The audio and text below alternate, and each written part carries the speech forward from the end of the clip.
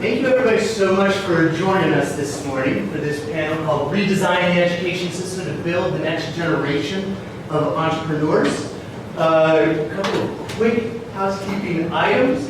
We are really excited to be here with Denver Startup Week, which does not happen without sponsors.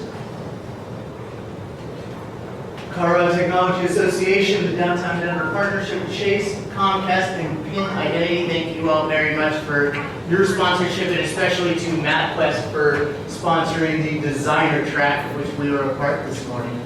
Another quick housekeeping item, just because I'm self-conscious about it as the moderator. This is a fundraiser mustache, not a real mustache. They used to be mustacheforcash.org. They changed the URL. Sorry about that memorized. It's Youth Opportunity Foundation, the Denver Urban Scholars and Bern Urban Scholars, which are Bridge Scholars, which provide intense mentoring to opportunity youth here in the Denver area. Really great organizations that we're raising money for. So without further ado, the people you're really here to hear about are our panelists. First of all, we have Nick Bain. So I'm Nick, and I'm a student at Colorado Academy, and I'm the entrepreneur, I guess, and I'm very interested in education. And we'll tease out a little bit more information about Nick when we get to the questions there. Big likes mystery. Next up is Charles Dukes. Hi, good morning. Hi. So I'm Charles Dukes. I'm the director of our post-secondary workforce readiness program in Aurora Public Schools. And my role is to help design, innovate, and provide best practices and models for our school district and the system so that more students are taking advantage of college and career readiness opportunities and developing their skills as they move forward in life after high school.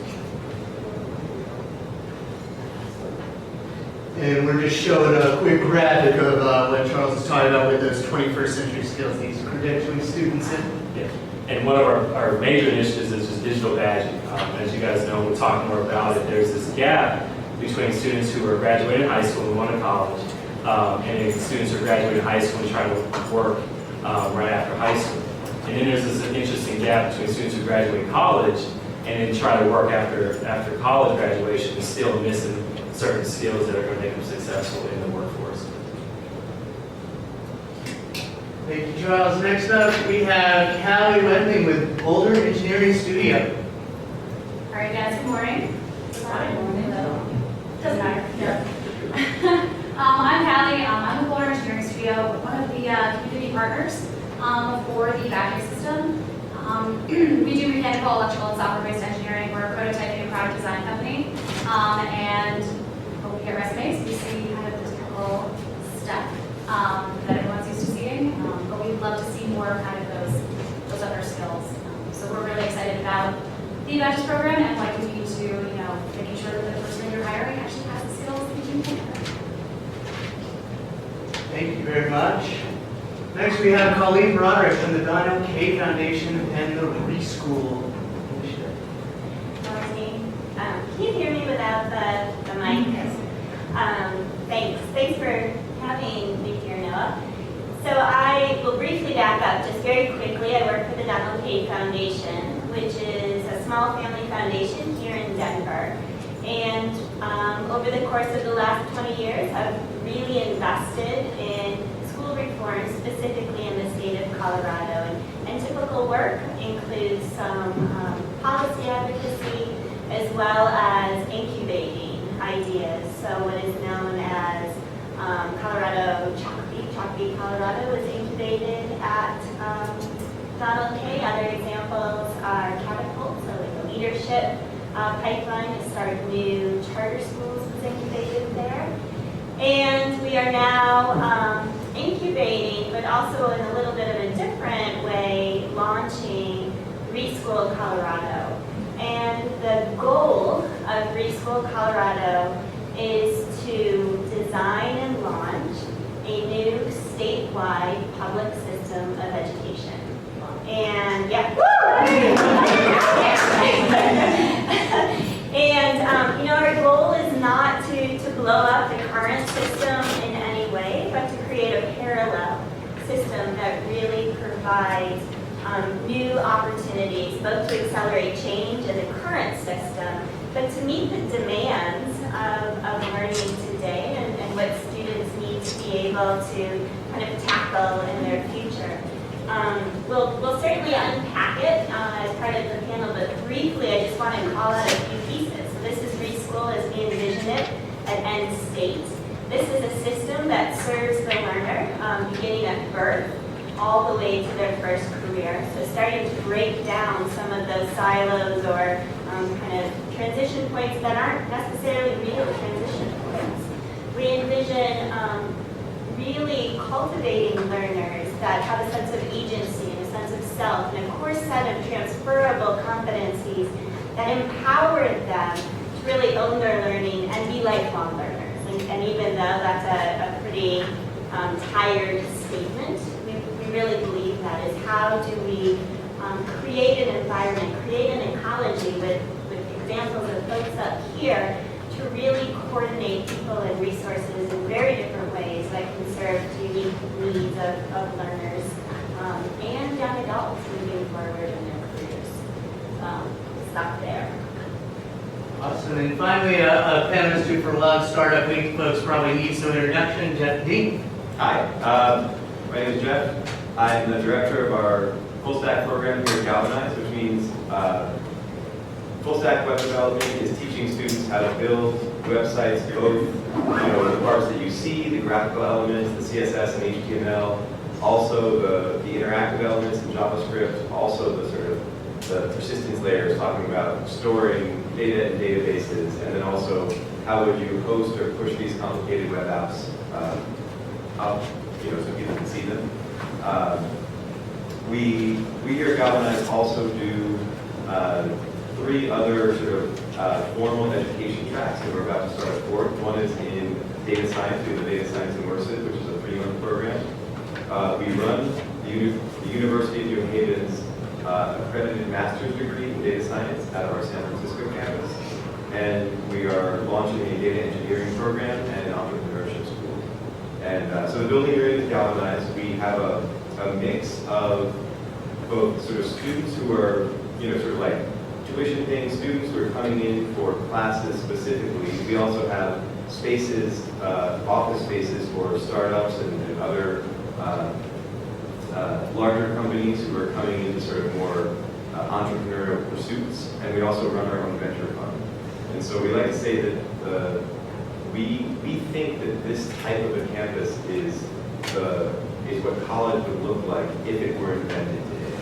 A place where you can come in from nothing and maybe learn how to become a web developer, and maybe you get a job, you cut your teeth, you figure out like, wow, all of these devices, the phones and your refrigerators and your coffee makers are sending vast amounts of data into into these companies, and now they need to figure out how to make sense of it. So maybe you come back and you start a data science track. Maybe you start your own company and it's just you. So you start out and you become a member of a single desk up there. Maybe you grow, and so you move into one of the suites you'll see around the buildings. And then maybe you're ready to get some funding, and we fund you.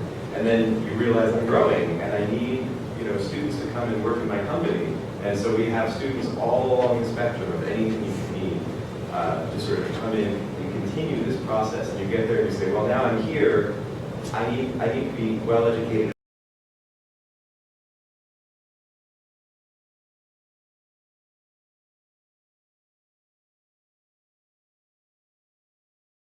At any one of those where you're surrounded by people who are doing the same thing, who are learning the same things, and we think of entrepreneurism as a deeply educational process. We also think as instructors, as teachers, as managers, that what we're going through is no less of an education than the things that we might get at a traditional, more traditional setting. But we think that it has a higher impact. It's just in time, and it's just what you need, and it's just the right amount. And the waste in this present is so many education systems we see much less evidence of that here. They're shorter, they're more immersive, and welcome. Thanks for being here. I'm just so excited about this panel, for the most part because, you know, we have lots of folks who will go on stage at a TED Talk and say, there's a big problem, somebody should do something about it. And here we have a panel of folks who are actually doing something about it. And so, starting at the other end with Nick, you know, I'm really curious from each of our panelists, what is the problem that we're trying to solve? And Nick, since they don't really know yet about your independent experiment, maybe you could talk a little bit about that and identify the problem that you set about solving. Yeah, so, can everybody hear me all right?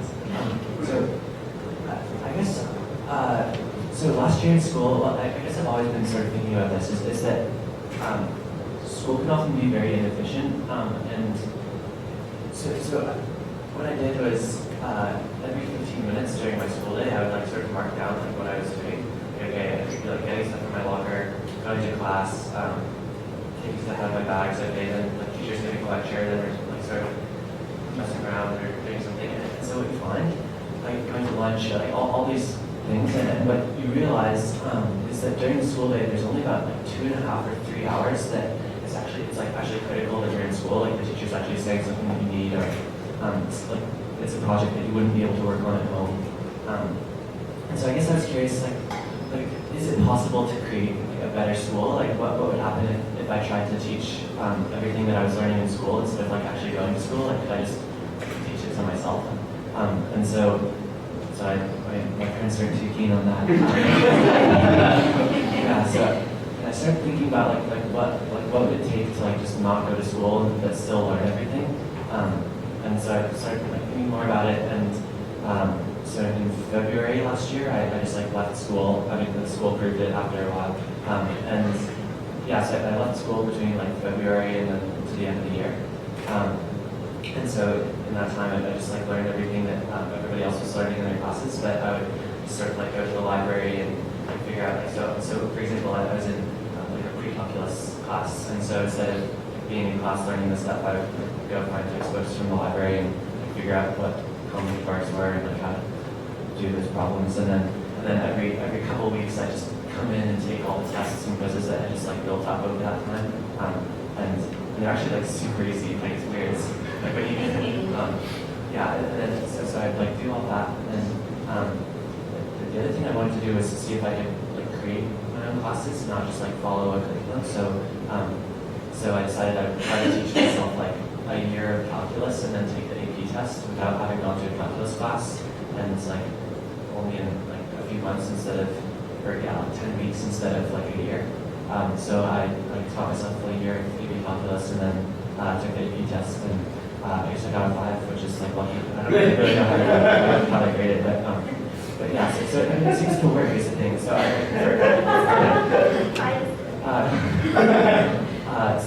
so for calculus, like I would just figure out things out on Academy, or like I designed a small history course, and I was on like the European Age of Exploration, and so I'd like sort of figure out what were the important things and sort of try to find primary sources from the time, like read journals of explorers and write a few papers, like 15 pages or something like that. Yeah, but I write 40 pages of papers or something. So that was like Thank you.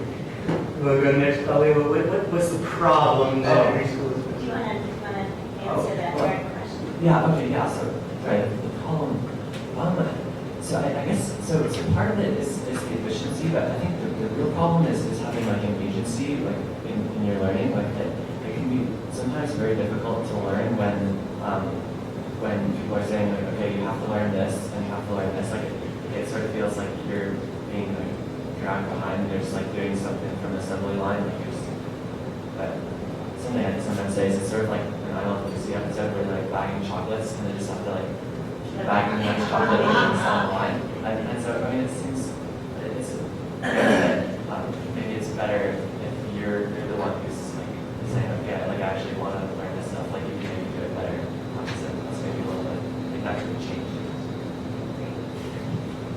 So I'll actually build on that. I think when it comes right down to it in a very succinct way, the problem we're solve with preschool is how do we get the system out of the way of the learner. And right now we don't have a broken system, we have an outdated system with people doing really smart work within it and still making great progress. But there's so many constraints that unless you might be a student like Nick that has great support from his school and great support from his community to really take on a level of independence in their own education, it's very hard. And we want to ensure that every student, not just students that have access to kind of opportunities right now, but that every student has an opportunity to really take over their learning, to engage in appropriately developmental experiences, that they have mentors and advocates that can help guide that pathway for them, and that we create a system that fits around the student instead of retrofitting the student into the system.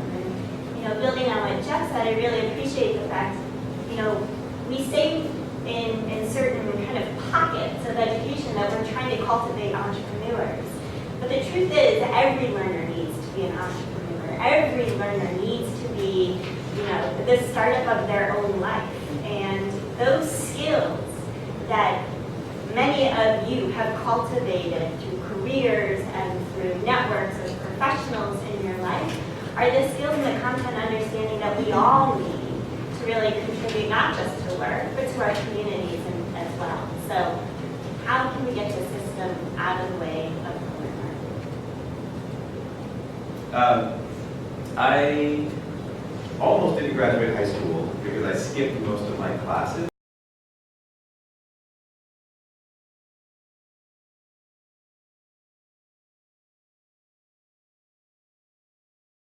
Like you can make it out of high school. Otherwise, you need to stay here for a little longer. So I studied for that one, got out, went to music school. Turned out I didn't really want to be a musician after all. I dropped out, traveled, did some things, came back, tried to go to college again, did a year and a half. Like, wasn't super excited about it. I, in the process, was sort of funding those things through working as a lifeguard at the summer camps. And at summer camps, I started being the person that sort of knew how to work the Excel spreadsheets to keep track of where the campers were. And then I was rock climbing, and I met a guy, and we were talking, and he said, "Oh, that sounds like what you're doing is really sort of programming. Did you know you can kind of go behind Excel and you can do these things?" I was like, "Oh my God, this is mind blowing!" So I bought like the big fat, how to program Excel macros book, and I didn't sleep for a couple weeks. And I came out being able to write these, much more sophisticated programs. And the same guy, 6 months later, is like, "Oh, it sounds like what you're doing now is database programming." So I went back home and I installed an Access book, and again, didn't sleep for a couple weeks. Same thing. At some point, someone said, "You should put that on the web," and I was like, "Okay, cool. How do I do that?" Bought the book and like got in for a couple weeks, and through this process, at one point, the company I was working in said, "You should just like go across the hall into the IT department. Like you're doing more programming than you're doing, any work with the camp." And the entire time I was, and even from high school, everything that I've learned in immersive experiences that were well timed and that were. I was lucky to have the opportunity to not sleep and to have jobs where if I was late one day because I was up the night before programming, I didn't get fired. So there was a lot of luck and happenstance there. But I am earning more than anyone in my family, and probably more than the vast majority of my 47 cousins. And I almost didn't graduate high school. And so when I think about what's broken in the education system, I don't really know because I didn't participate very much. But what I do know is that I cannot attribute a single success that I have had to an organized educational program that I've gone through. And I can think of individuals. I can think of my music teacher who just looked the other way and wrote a couple hall passes for me when he knew I was about to get in trouble for like skipping my 50th physics class. And they were individuals, right? And the things that moved me the most were having access to the right people at the right time and the ability to immerse myself in the things that I needed to immerse myself in. And I don't see that being supported in any way in any part of the education system. I went into, I became a developer, started working at a place called Digital Labs, which is a consulting company. A lot of people wanted to work there. I was very early on in the office in New York, so I was hiring, interviewing a lot of people. And in the first year and a half that I was there, I didn't hire a single student out of the computer science program. They were completely useless to us. We hired people who had music backgrounds. We hired people who maybe had computer science backgrounds years ago and then learned how to actually write software, later in life. We hired people who had, a huge diversity of backgrounds, incredibly smart individuals. But the people, we would go to job fairs at, schools in New York, and it was just crap. It was just demoralizing. And so I have some, at least anecdotal evidence that a lot of the technical education that students are getting is sort of, let's call it, sort of like average middle tier technical programs, isn't sufficient to actually be useful on a team that's writing software that's going to be consumed by humans. And so the thing that I was sort of craving is like, I just want to know what you can do. And I'd really love to know what you could do before I waste my time talking to you. You list a bunch of buzzwords on your resume, and everyone, is terrible at writing resumes. Like, it doesn't help you very much. But if I could say, like, this person has this concept of a badge, right? This thing where somebody that I trust can say, like, yeah, that person can like write actual modern relevant JavaScript. It would have saved me a tremendous amount of time. And I love I fully support any effort to go into programs that allow for that type of immersion and that allow for students to come out with that type of succinct, sort of verified, very, very granular sort of descriptions of skills. And so I think if I were to say what's missing, it's those two components. It's the freedom for immersion and the ability to come out with something granular and relevant. All right, my favorite class in college was Capstone Electrical Engineering class at CU Boulder. It was the first time we actually got to get in and make projects. And it was amazing. I actually realized that I liked electrical engineering, which I did not know prior to that point. But that was kind of our first hands-on experience because a lot of the other classes, there's some hands-on lab element. You're not really sure what you're moving for. You don't really see how it builds. There's not really a clear path beyond what your advisor tells you need to do because that has worked for other people sometimes. So by the time I got all the way through it and then I was looking for a job, I had one class where I had a ton of experience and I loved it and I thought it was great. But that was really it. And so looking for a good fit employer who knew the skills that I had and valued my experience and knew where to put me was kind of tricky. Ultimately, I ended up at Florida Engineering Studio where I do a lot of, not that much electrical engineering stuff, but I get to talk to people about it, which is great. But kind of the whole process moving through, I would echo everything you just said. There's not a good way to kind of, one, investigate what you like because there's such a focus on, passing those AP tests and making sure you know those dates of, that thing that happened in history that maybe has nothing to do with what you most people want to do. But you don't really get the chance to figure that out in high school. And when you get to college, you're kind of, again, going through the normal steps. And then when you get to your first job, you don't necessarily have any of the experience, and they're teaching you on the fly. There's a huge training program or process that most people have to go through, technical, not technical, that kind of thing. So really, no one's winning. And that just seems ridiculous.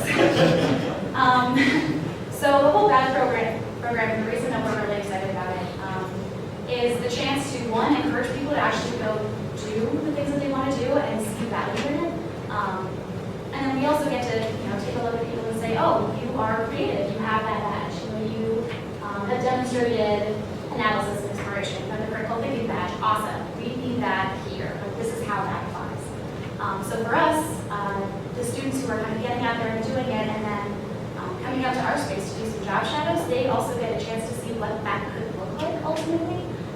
good job setting to help guide their path, through college or through other programs, awesome ones like Galvanize and that kind of thing, ultimately to get to the right place for them, where they'll be happy, their employer will be happy, and everyone wins. Yeah, so I love the question, and it's a problem we're trying to solve. I think in school systems, we do a great job at graduating, in most cases, 50% of our students, right? So we graduate 50%, but then what happens to the rest of the students? And so the problem that we are trying to solve as a district is how do you transform an educational system where we can ensure every student has these opportunities that were mentioned by one of the other panel members. And how do you do that from elementary, middle, and high school? Right, it's a simple problem to solve, right? But there's glimpses. We started the Badge Initiative, and I'm about to sit next to you because a good example is one of our students at Gateway High School, Megan. She ended up she created a badge with the local engineering studio to see the behind-the-scenes opportunity, which motivated her to go to Carl School of Mines. And so she's there this fall at Carl School of Mines because she understands what type of career she's interested in, and then mapping that to the type of college that she can go and really excel. So that's the type of activities that the Badge Initiative is really starting to grow. So the problem we're trying to solve is how do we ensure 100% of our students graduate with post-secondary workforce ready. It's not a guessing game. It's not a, we hope they're post-secondary workforce ready, but actually developing a systemic approach to making sure students have the soft skills and the academic skills that they can exceed in the career or college of their choice. And so when we look at the BAD system that we've developed in the World Public Schools, it's a big piece of this of student motivation and family motivation. When we think about I heard develop an agency. As you know, if you don't know about the AP exam, having a 5 is extremely hard, right? Getting a 5 is extremely hard in any school district. And so what happens currently is a lot of students take AP classes and they end up scoring a 1. And what they see or what they hear is like, I scored a 1, I spent the whole semester, I only have a 1. But as far as the agency, they believe school's not for me.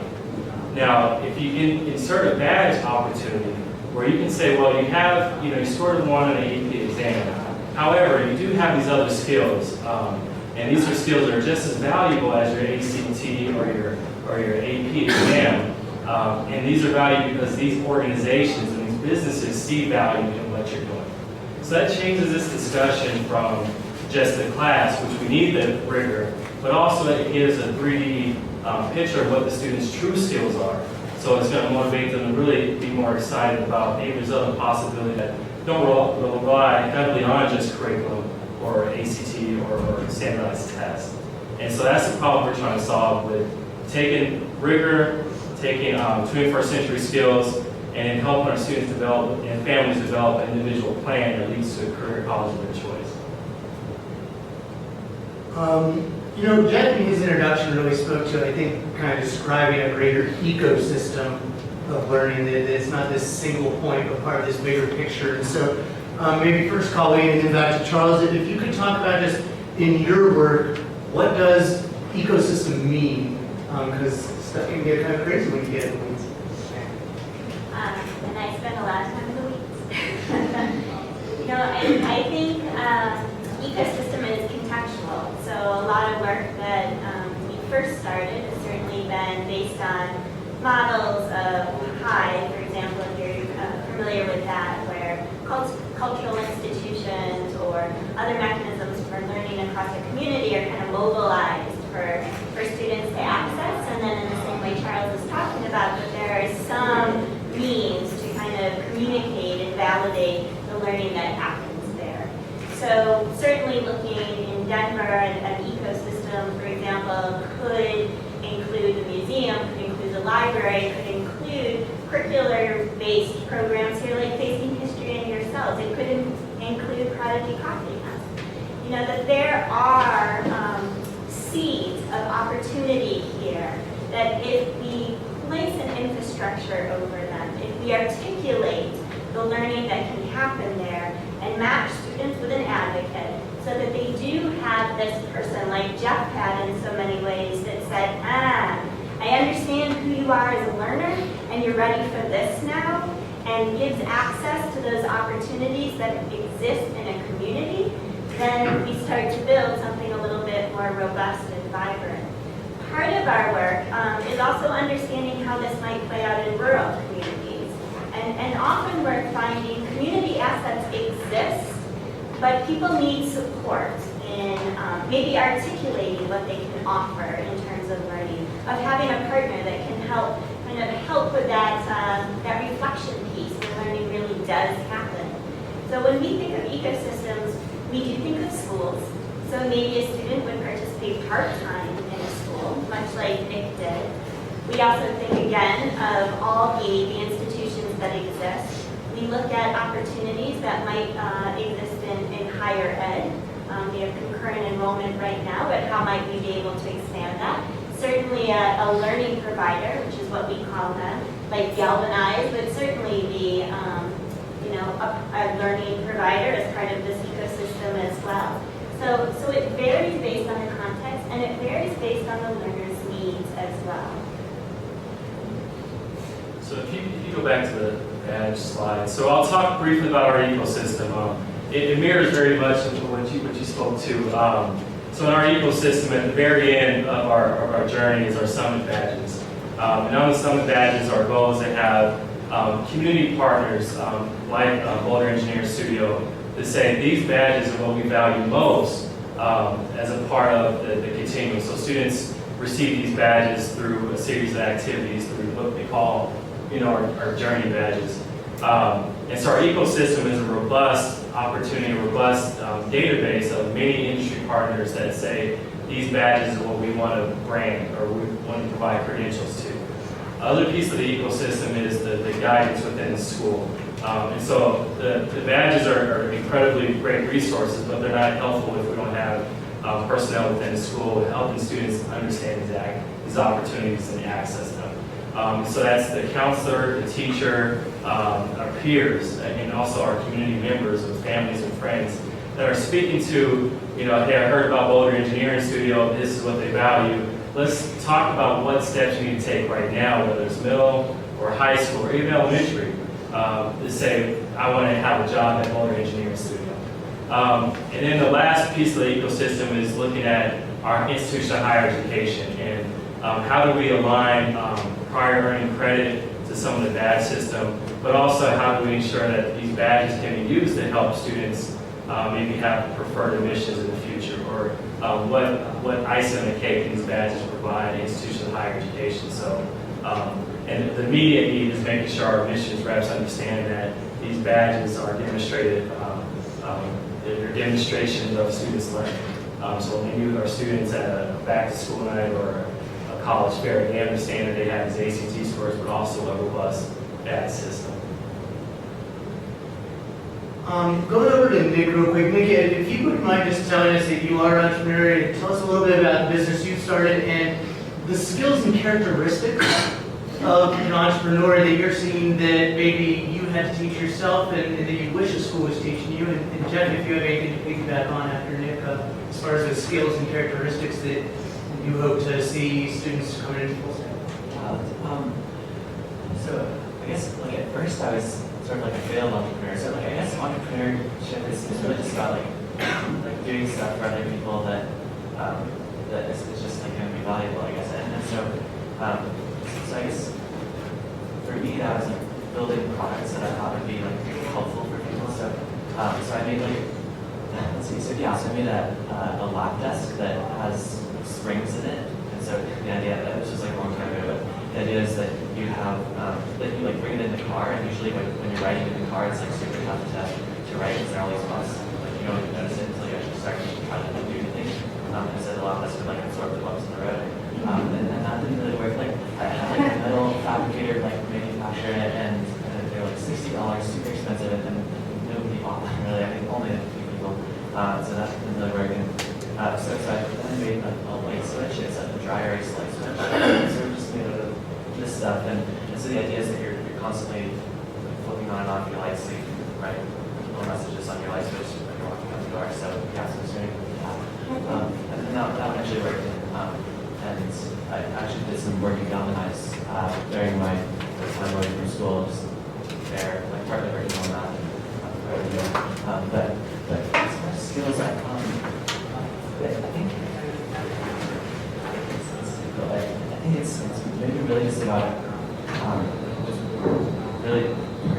willing to work on something that we think is cool. Like, it sounds like sort of silly, but I can't really think of like any specific skills that I would be able to like learn in a traditional school, like go to a classroom and like learn how to do. So I think it's really just like maybe instilling a sort of sense that it is possible to do this, like being around people, like at Gallup, it's like that's why I think Gallup is really awesome, because you're around people who are you can be role models and like tell you like, okay, that's like a pretty dumb idea, don't do that. I think that's really the best way to do it. It's like it's not like the classroom, it's just like sort of being around and playing. In agile development practices, and raise your hand if like you have any idea what agile development is. Okay, so in agile development, you write a little bit of code and you sort of push it up and you see how real people interact with it. And based on that, you make more changes, you push more things up. And that's contrasted with maybe designing everything up front, thinking you know the answer to everything, building it over the course of many years, and shipping the whole thing to find out that it doesn't work, right? And so in agile development, teams that are moving very quickly, they're iterating very quickly, there's a concept called retrospective. And in a retrospective, you list out the things that are going well, and you try to figure out how to do more of them. You list out the things that are not going well, and you try to do less of them, and you do that as a discipline every week, every couple of weeks. And you inform those decisions with data. You go out and you create experiments, and you say, hey, I think the world needs, more posters. So you think to yourself, how do I figure out if the world needs more posters? And so you start writing some posters, and you start advertising. You come up with some experiment, and you see, is there some response to that? And let's say there is a response. You say, okay, why? Why is there a response to this? Is it because there are pop stars on them, so you make more posters with pop stars? And let's say that doesn't move the bar. You're like, so it's probably not pop stars. And then you're like, well, what about if it's like the beautiful matte finish on the poster? So you make a bunch of matte finish posters, and you see that move the bar. You're like, wow, the world wants matte finish posters. And this concept of getting data, doing more of what works and doing less of what doesn't work is one super key skill I think that entrepreneurs need. And they also need to be somewhat delusional. And there's actually research to back this up. There's a great test that you can give. You can find this online. I don't want to say most of the questions in polite company, but it's a question where you ask people about socially embarrassing behaviors or things that they are that they wouldn't normally talk about in polite company, like do they like the smell of their own farts, and there are lots of these very touchy questions. But there are things that we know tend to be true across vast populations of the planet, right? More likely than not, all of these answers are well known. And based on how much they sort of lie on these questions, you get an index of sort of how much they're lying to themselves about certain things. People who lie to themselves a little bit more have all of there's this very high correlation between that and successful behaviors, right? Because when you're going through and you're like, oh, no one's buying my whatever, no one wants this thing, if you just accept that as a fact, and you're like, the objective reality is that this is happening, you'll just cry and go home, right? But when you're like, no, I just haven't, it's just there, I'm totally right on this, and you go through, there's an amazing video, Google this later, it's a video about a honey badger. You see what I'm talking about? Right, so a honey badger is this amazing animal that eats cobras, right? It's like it will eat a cobra snake and it'll take a nap and it'll get back up again and it'll just keep going. And that the combination of having extreme data-driven culture and the ability to change on a dime and the ability to always throw out any of your ideas and that little bit of delusion that helps you eat the cobra and wake up the next day and come back and do it. These are some of the things that we see over and over and over. You take Zynga, the game company, and what was their first big hit? It was like Angry Birds or something.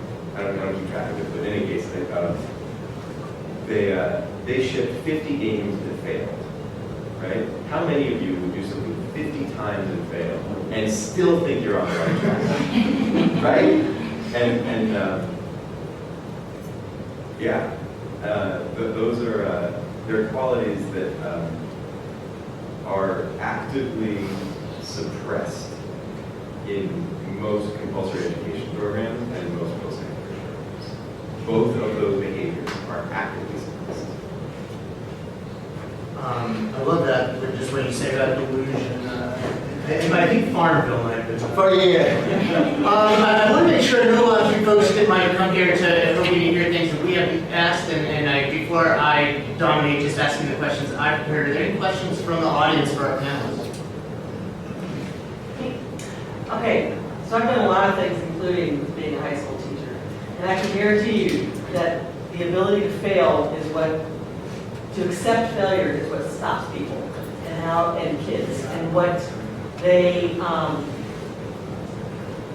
to do when they're faced with that. There's a real culture right now of it doesn't work. Somebody handed this to me and it didn't work, so I'm stopping. And man, that is so hard to overcome. And that is the foundation of this. So I'm just wondering, in rethinking education, where does that come in? Because that's like the core that will make people get back up and fight the cobra. Because I saw so many students that just let go and just accepted failure and walked on. Yeah, no, it's a great question, and I too was a teacher and saw that happen a lot. And I think it comes back to a lot of what Jeff's saying. It's a cultural shift. And it's a cultural shift in which, like Nick was saying, there's agency. Kids own their own data, right? But they understand, here's where I am right now, but still have this ability to recognize where they still need to go. And the right partnerships, the right relationships, the right kind of cultural placement that keeps encouraging them. You know, I think a very specific example of this that I saw that really kind of shifted my thinking a little bit is there's a gentleman out of Boulder that put out Core Skill Mastery. And Core Skill Mastery is essentially this online program, doesn't sound too exciting yet, working with math, essentially up to a pre-algebra level, not so exciting yet, literacy, not so exciting yet. But what has happened that's very different about this is typically what happens in a blended classroom in which kids are working on computers and getting support face-to-face, is kids hit this point where, I can't do it, what do I do, right? And that teacher is like, oh, thank God I need it. Here I come to save the day. And I will do some very deep instruction and basically take that opportunity away from them. What's very cool about this, and a very kind of microcosm kind of way to start thinking, is the dashboard of this program instead says, boom, this kid just knocked it out of the park 3 times in a row. Something's going on. That's when the teacher steps in. That's when the teacher says, hey, I noticed there's something happening here. Let's kind of solidify some things that you're doing right now. I noticed you hesitated, so it tells the amount of time on a problem. But there are ways that can empower us to insert ourselves in very different ways as part of the learning progression. And part of that is understanding learning well. And part of that is really having access to a much larger landscape of learning opportunity. To follow up with so for us as a district, we're ensuring every student has a academic and career plan. And so what that will do is, if there is failure that occurs, the plan really identifies their assets. And so we really work with the teachers and the counselors to talk to these badges as an asset. So if there is in this case, you fail a test, it's that courageous conversation about, well, you know, it still takes, you're still on track to reach your goals, right? You're still on track to reach your plan. Here are the assets you have now, but here are some things you need to improve on. And so part of every student having a plan each fall, they're going to discuss their goals with their counselors and their teachers in context of the dashboard where we look at your current test scores, your classes you're taking, and also your soft skills with your digital badges that are there, as well as like a career interest survey, so we find the learning you're interested in. And in there, there's this robust conversation to help them plan every year. And that started in elementary. But I think there also has to be a cultural shift that failure is success. This is a chance where you can make a whole new direction and make those huge leaps that you really need to. And I don't know if you're familiar with Failure Lab. That was something that, are you familiar with that I've heard about as well? That really values going in and just failing over and over again, because that teaches you that skill of going back and being a honey badger. Can I just build on that really quickly? There is this concept of failure, but there's also like this very technical knowledge we can give kids about their brains. Right. In terms that, your brains can grow and change, like it is scientific fact. And kids at a point, when they're starting to take on those behaviors, like kindergartners, no problem, fall, boom, fall, boom, fall, boom, no problem, right? As they start to transition, like in really appropriate ways, developmentally, moving into upper elementary, into high school, they also can handle the understanding of the scientific workings of their brain. We can arm them with a lot more information about who they are as learners. So failure isn't necessarily failure, it's this point of growth. It's this point of learning that I can distill important next steps to do that thing I aspire to. Because I found this passion by just living life, and that we have empowered that. Sorry, Charles. I got this one. Before you go to another question, do you have something to add? I was just thinking, like, so with failure, like, I found during my experiment that there are some things like that are just super darn hard without a teacher. I was reading Kant, for example, like the critique of pure reason is like is impossible. It'll make you go insane if you do it for too long. And so what I found is if you create certain environments, like there's literally no way that you will accept failure. Like you will just do it like 100 times and just say like there were some days like where I would just go for like 20 hours a day with like no lunch or anything, because like there's no way I was gonna like not let this happen. And so I think I'm never really doing that in school. Like you just be like, okay, yeah, I'm starting to finish with my work. I'm gonna go to school, and I say like this day I feel like I'm just like I'm gonna do it. But like if it's something that you personally want to do, like if you will do anything to like literally anything to make something happen. Can I add one more thing to that? I don't think that there's anything mysterious about, it sounds so amorphous, right? Like create a culture of failure, or like these are not.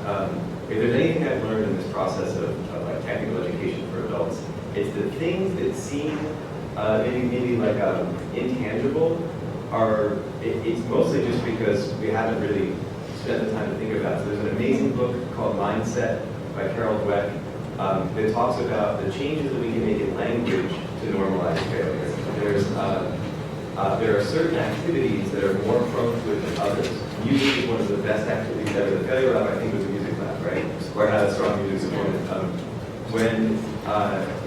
When you are studying a new instrument, and especially like a reed instrument or a small string instrument, it sounds terrible. And we can manufacture these environments in programming.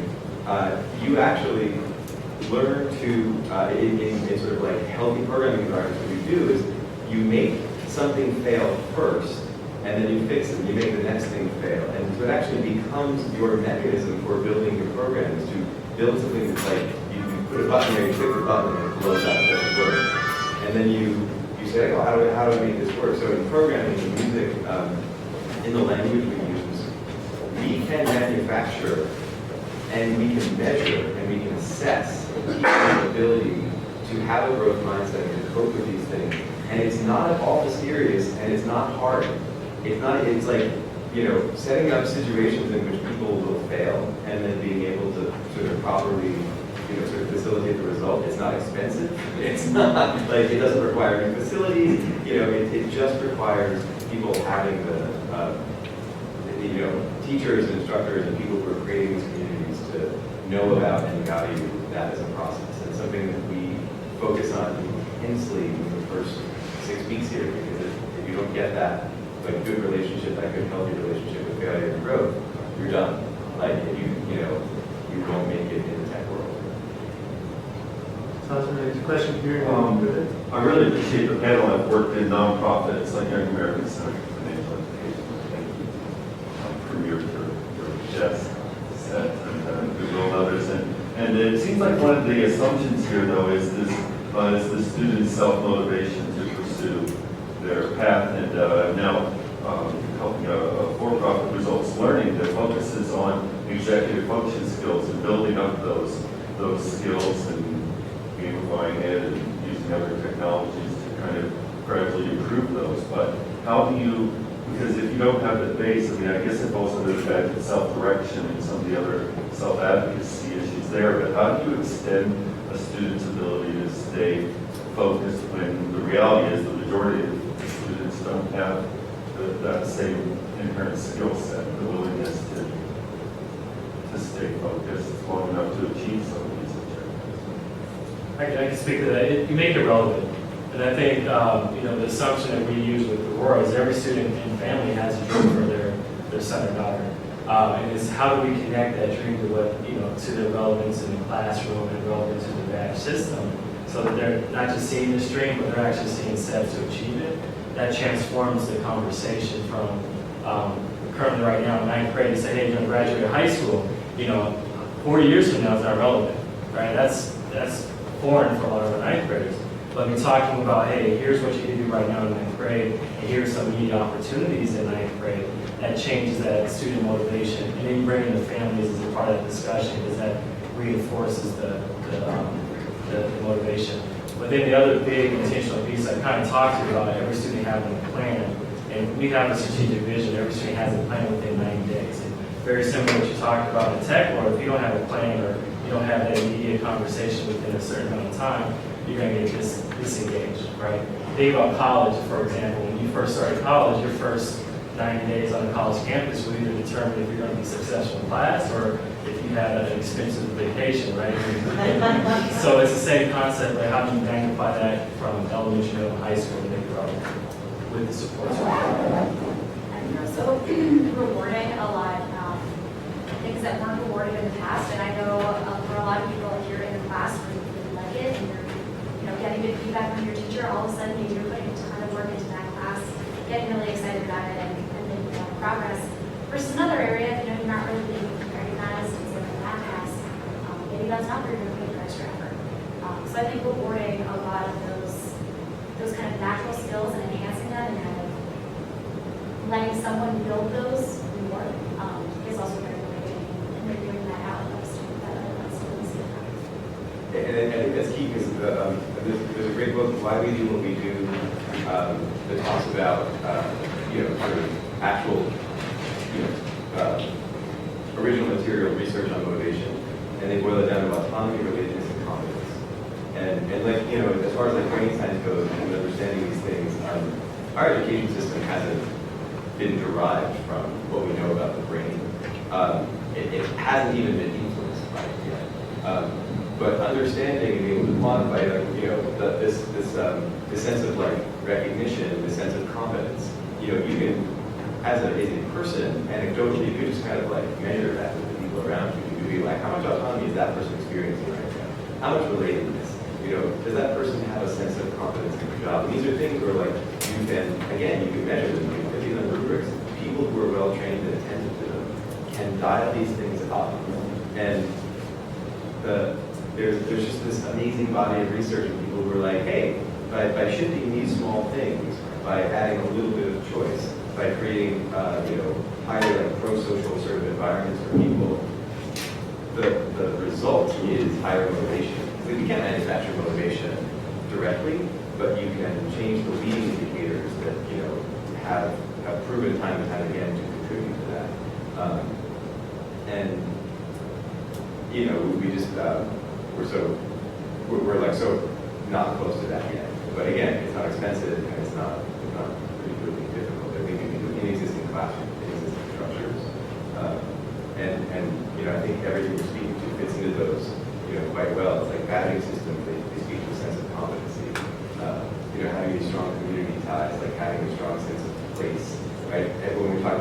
talk about autonomy, these are things that, we could all learn how to sort of administer or facilitate. This question is for the panel at large. As far as your experiments with the processes and whatnot, what have they revealed about the limitations in your physical spaces? And if you could maybe provide an example of how you may have overcome some of those issues. Maybe, for example, with the badges. So have these tracks revealed anything in the limitations of the cells and bells style of organizations of the rooms? Yeah, and that's a great question, because that actually led us to really explore the badging idea. Because the limitations in the past was, when we think about expanding concurrent enrollment or career and technical education, there's some real limitations for, making sure we have enough resources in each classroom and qualified staff in every classroom across the district. Which led to start looking at badges, and the limitation with badges isn't really a limitation within the school structure. Because it is digital. And as we look at helping our students demonstrate their competencies in or out of the classroom, it's bringing these demonstrations of knowledge to the teacher, where the teacher can actually just look at what the students are able to demonstrate and then use that as evidence for what the students need. And then connecting to existing structures within our school system where we have teacher evaluation, and this is a piece that teachers can look at and say, this is a natural connection for what I'm doing and where I want to go with the students, and motivating the students to do it on their own, but also bringing it here so it has that discussion. So but it has been limited as it is right now. For us, the kind of education portion is absolutely a limitation of resources. For us, training a new employee takes a lot of time from engineers who otherwise would be doing working on client projects, and then also finding someone who you think is a great fit, paying them for that training period, and then finding out later, 1 or 2 months down the road, that they really weren't the right fit. It's a huge problem for a small business like ours. So having some insight into kind of how they work, and if we're the right fit for them, and if they're the right fit for us ahead of time, would be absolutely huge. So that's kind of our limitation.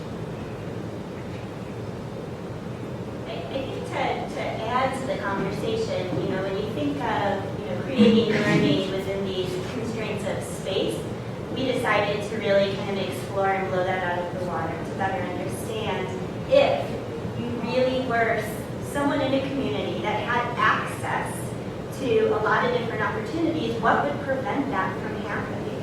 And so we actually just wrapped up a prototype a couple of weeks ago in which we partnered with a number of immigrant families in Boulder with Boulder Housing Partners. So here we had a group of families that are positioned to access a lot of different powerful resources, and yet they were really isolated. And I think we can make assumptions that, well, it's language, it's money, and we really want to understand more deeply what are those barriers, whether it's space, whether it's resources, that really prevent people from engaging in learning. And so we essentially ran this prototype, which was, it got a little big, even though we were very focused on our data, in which we essentially matched families with an advocate. And this advocate's role was really to empower the families as experts.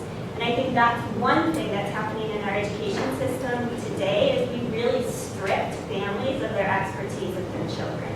And so one of our first steps was really to ensure families that, hey, you know your 0 to 5-year-olds better than anyone. And we're going to give you some tools and some language to maybe share what you know. And so they did a very basic kind of interest inventory, a very basic assessment of where their children fell developmentally in partnership with this advocate. And then this advocate had access to what we created, which we called an opportunity booklet.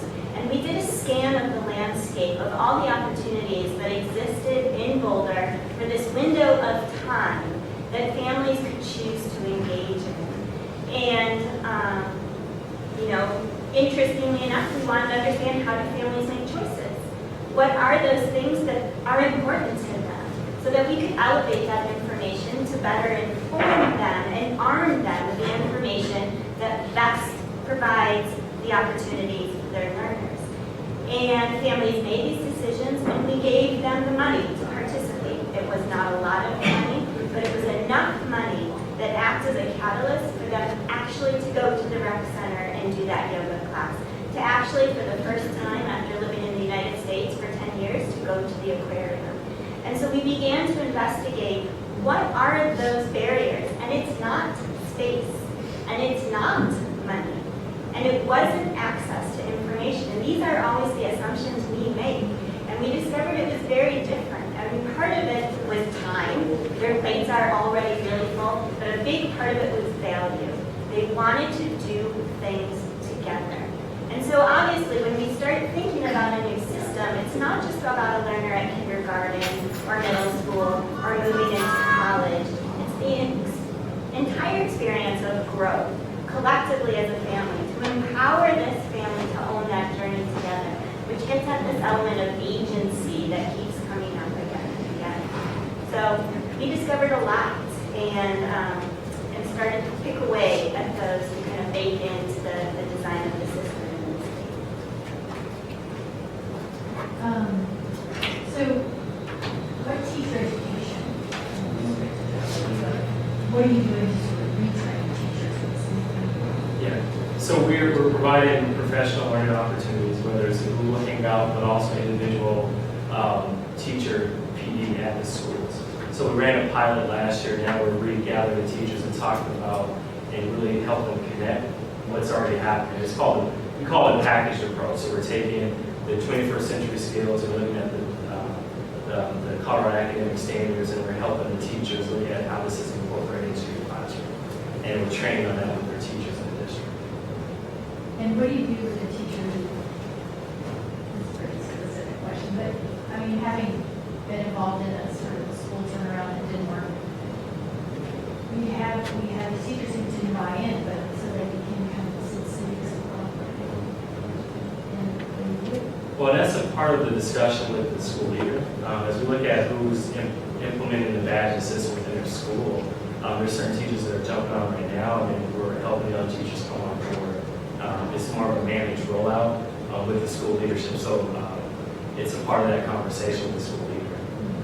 And I say we actually have a badge partner who was a teacher in our school district, and she's really been instrumental in helping teachers see how this directly aligns to the support that's needed and the support that's happening in the classroom.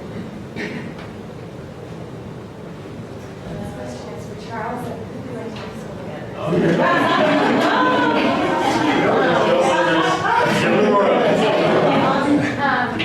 This might be a little bit too much in the weeds, but how do you evaluate if the child has earned the badge? Like, what's the measure for figuring that out if they're a critical thinker? Yeah. And so there's two different ways. So we work with the community partner to say, here's how they demonstrate this specific badge.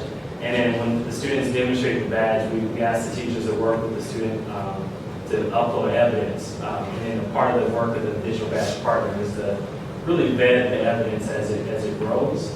So we make sure that, so right now the evidence is not going to be as strong as it is next year, right? So it's part of our continuous improvement as we look at the evidence that's uploaded.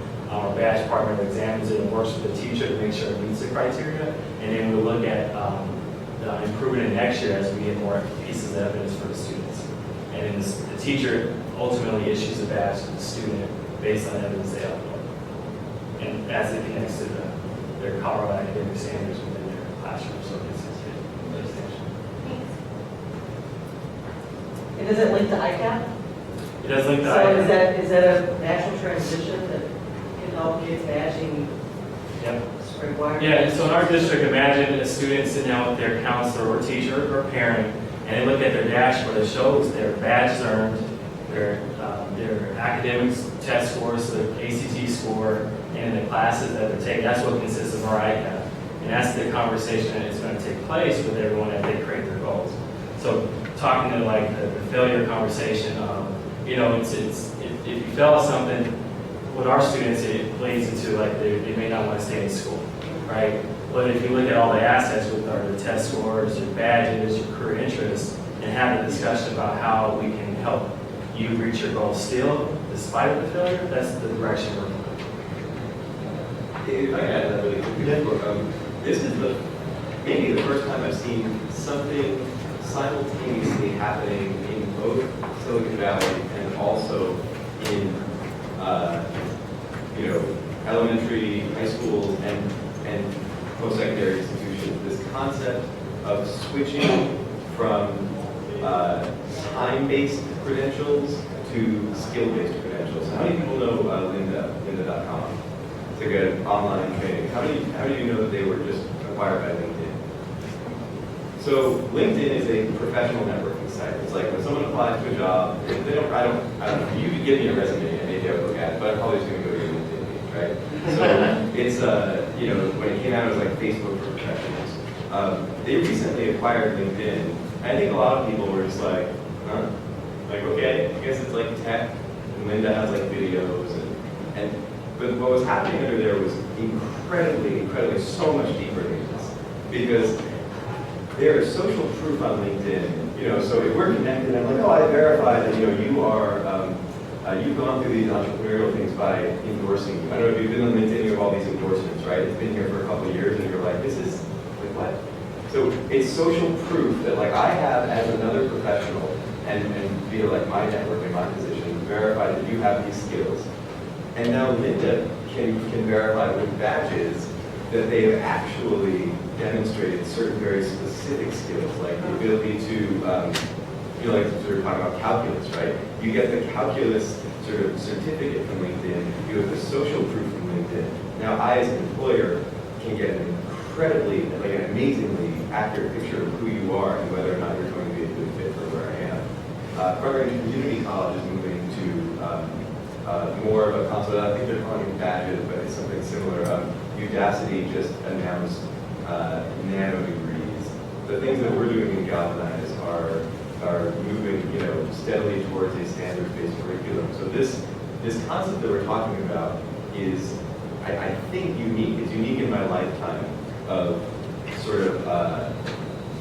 There's a genetic thing happening, right, where these things are popping up in all of these different places, and sort of like they'll be like mutating and winners will happen. But I have a pretty strong prediction that the concept of high school degrees and college degrees will become more and more meaningless over the next decade at an increasing pace. When students apply to the program and when people apply to work, I can't remember the last time I looked at where they went to school. There's some students in the back, I don't know where they went to school. Nor do I care, nor will I ever care. So I think like this it's amazing to see it sort of across the wide spectrum. And not only that, that these typical credentials are going to kind of lose their value, is there's an entire system emerging that's supporting learners better.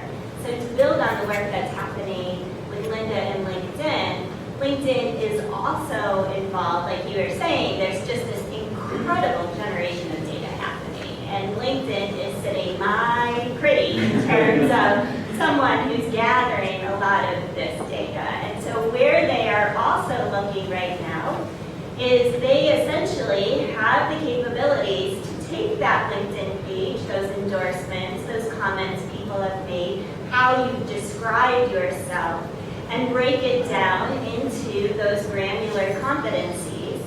And they have that access to job offerings in which they do the exact same thing, pull out those competencies. Now they're playing the matching game and saying, hey, you have 94% of the competencies for this job. Would you like the next 6? Here are 5 different opportunities in your community. You can take this online class, you can take this community college class. So not only are we beginning to see the emergence of ways to really articulate what we know and understand, but we're creating systems that are connecting and making recommendations, just like Amazon may do, just like Netflix may do, that gets at your individual needs and aspirations. Like, it's a game changer. And if we're not responding now, our friends like Nick, what are they going to do? Where how can we give them greater access to what you do to ensure that, not just our economy, but our communities and, whether it's local or global, are really prepared to keep moving forward. Clearly, I don't care about this stuff. So far, I haven't cried. It's like great progress for me. Anticipate what my question might be. I think that might be a really good segue for your question. What are some of the unmet needs that these startup community might find opportunity? Like business opportunities or for talent coming in? No, business opportunities that we create a company that can take advantage or help us in the problems that, well, unmet needs. I guess I can speak to that. One of the big unmet needs is just finding a data system that is really user-friendly, in the sense where if a student, our goal is to have it part like that, we'd love to have a system where a student can document their skills. And it looks like maybe Amazon, where it goes, well, you're interested in this, what about these pathways as well? And be able to help duplicate the voice of maybe a counselor or a teacher.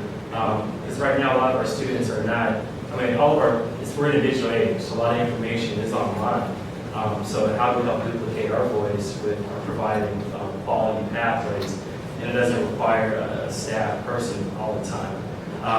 The other way an entrepreneur can really help support or an opportunity is developing and supporting different types of initiatives, mentorships or mentor opportunities, internships and job shadows. So it helps us as a district align with what industry needs are, whether it's HR or safety regulations, and looking at how we can help package certain opportunities so students can go. It's not a hassle for the families. Again, with the idea that if a family member wants to go on their own, they don't necessarily have to come into the school setting all the time. They have solid resources where they can start talking and going out. To your point earlier, we do need to empower our community to really be part of the discussion and feel empowered to go out and make these decisions without, someone in the school all the time.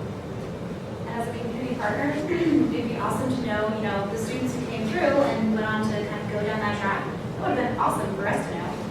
And we'd like to keep an eye on kind of the people who come in and where they're going, and eventually maybe they'll serve back to the students to do that. Or maybe you just have some sort of alert or a way to kind of check in and see, a lot of people are, very interested in these tracks, and we've, told them that we had interested in these particular batches. So kind of making the ties between community partners and the students a little bit. I would counsel anyone who's thinking about going into for-profit entrepreneurship in the education space to rethink. I think at a very fundamental level, there's a mismatch between these two communities. I think as a social entrepreneur, as someone who is interested in building a nonprofit, who's interested in leveraging technology to make actual differences, I would highly encourage you to go into it. I've been a part of or around a number of for-profit education startups and products and seen the cycles they go through. The thing I think that needs to happen the most in these existing structures is steady change. You have teachers are people who they worry about their jobs and they worry about becoming irrelevant and they're scared and they're overworked and they're stressed and people coming in with rapid change and the types of things that typify these sort of tech startups tend to not have the type of life cycle and longevity. I mean, you talk about a lot of teachers, they grew up in those communities, they've been in communities for decades. These are people who they have the long game in mind. You talk to most entrepreneurs and they're looking for an exit, they're looking for big government funding contracts. I don't see a lot of alignment between for-profit entrepreneurial ventures and sort of business-to-business sort of things. I think there's probably some sort of consumer-based things like all the Upacities and the whatever Khan Academies have some good alignment there. But Yeah, I mean, like when friends come to me like, oh, I've got this great thing, you know, I think like, you know, we get like other schools pay a ton for it. I'm just like, please don't. I think that I will sit down moderator roles panelist role for just one moment, because I do think there's a couple of places where there's huge opportunities for entrepreneurs with this, and Colleen, I think, sort of hinted at it with the recommended, if you like, right? How are we matching Nick's passion and his inquiry with opportunities at Boulder Engineering Studios? That someone is going to fill that space eventually, and I think they're going to do quite well. With your question about validation, and one of the standards with best practices and open badges is that evidence is attached to that. So no one has to take Charles and Aurora Public School's word for it that this student possesses these skills. They can click on the badge and view that evidence for themselves. At the same time, that's a bit cumbersome for an HR director going through thousands of resumes. And so I think there'll be some automated solutions to look at subjective data and vet it for validation. So whoever figures that out, you know, could be the next Denver unicorn.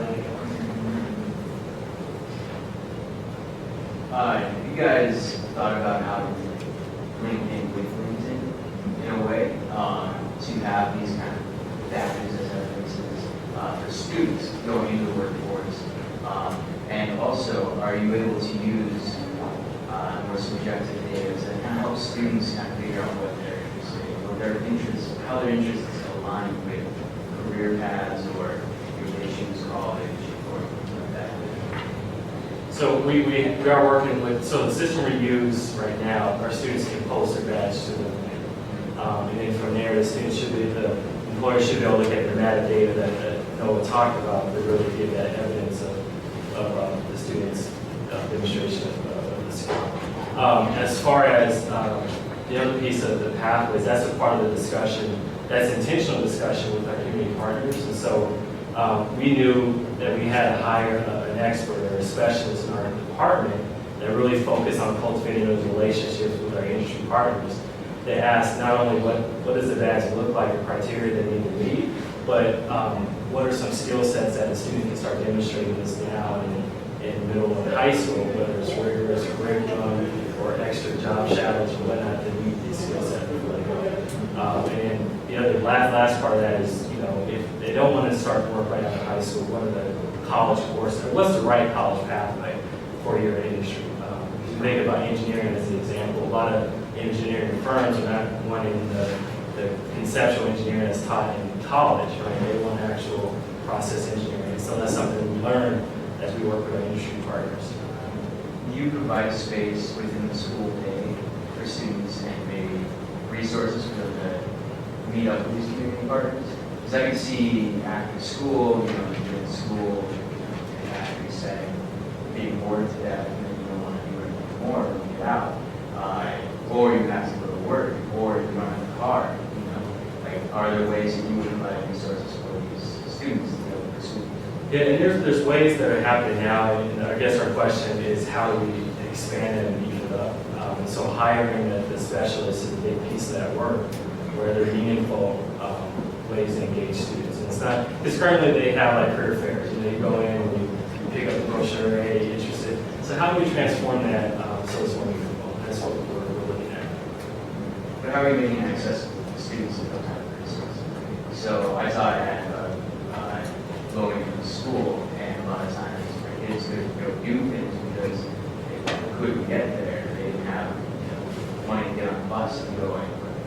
Yeah, so there's two ways we're looking at it. One is the online toolkit where we have the resources available, so access to information is known, everyone knows that information is available. What organization is providing what and for what badge, right? And then on the other end is my department. We're looking at when we develop our budget, we're intentionally looking at how to make sure transportation is available for all of our schools. And it's not a burden on our schools to provide transportation, but we can take some of the support with the person developing the internship or the job shadow with support from the district to help pay for buses and things like that. Is that to your? Yeah, no. Nick, I have a question for you. Hearing that you are already familiar with JESS program and Galvanize and hearing how you needed to create your own sort of educational experiment. Do you think that traditional high schools, K-12 education, and college need to be afraid of programs like full stack? Yeah, I think, well, definitely for like this area, like computer science and entrepreneurship, I think, yeah, like there's no question. Yeah, yeah, like you just can't compete, right? Sorry, what was the question?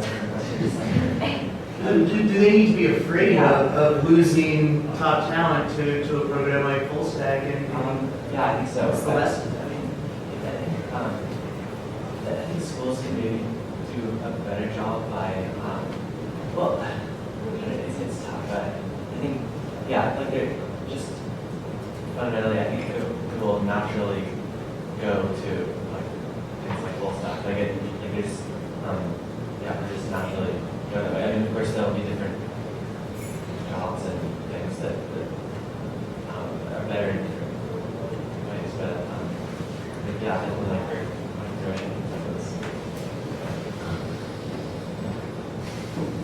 Awesome, thank you. And Colleen, did you want to make a final point? I know we have about 2 minutes left in our panel, and for anybody who's interested, we do have, I'm pretty sure most of the panelists have time to stick around if you want to talk one-on-one with any of us, and there's a lot of education folks in the crowd, it looks like. Mark from Stanley Aviation is, in addition to Boulder Engineering, one of Aurora's endorsing partners, so I'm sure he's happy to speak with you, but any closing comment, Colleen? Is this like the official closing comment, or is What it you're trying to actually get at? respond to their questions? Yeah. Like, I don't have a wrap-up statement at this moment, but I wanted to speak to this gentleman and this gentleman in terms of unmet needs. Like, even in your question, you hear the unmet need of like transportation. So for example, we were working with the Newcomers Center at a school here in DPS and really trying to figure out how we can get parents who are being kind of pushed to a different school when there's a school right across the street from them that's not where they get to go. And so we were first trying to establish how can we get those families, one, to the place where they're supposed to be, set up some partnerships with fathers that were taxi drivers, kind of impose like a Uber style kind of infrastructure on that, so we could start leveraging, routes that people were taking to give them access to those routes to get places. But another thing that we've been piloting that gets at your question of this really important piece of connection is we're running a pilot right now that's intent is really to better understand the role of the advocate. And I did a lot of kind of ethnographic study of shadowing of advocates, and it's an expensive venture. It's really hard to imagine how can we ensure families and learners are set up with someone that does this intimate work with them. So we're trying to see how we might be able to match that in some respects with the role technology can play. And so we've partnered with Fidelis Education, which is a learning relationship manager that essentially puts the student in the front. They have the capabilities of articulating kind of their vision, their objective. It has a playlist that you can build out. The coolest part, however, is it brings to that student like a team of mentors. So it's not a job one person can do, but it's a job one person can connect to another person, to connect to another person. And Fidelis has empowered us to kind of organize people and resources in different ways that we hope will lend a sense of effectiveness and like financial efficiency to this model. So I don't have the answer, but this is exactly what we're playing with, is how do we ensure students first have access to the people that can help kind of orchestrate and facilitate the environment that they're in. I just want you to. Awesome. Well, thank you everybody for coming, and thank you so much to these awesome panelists, and especially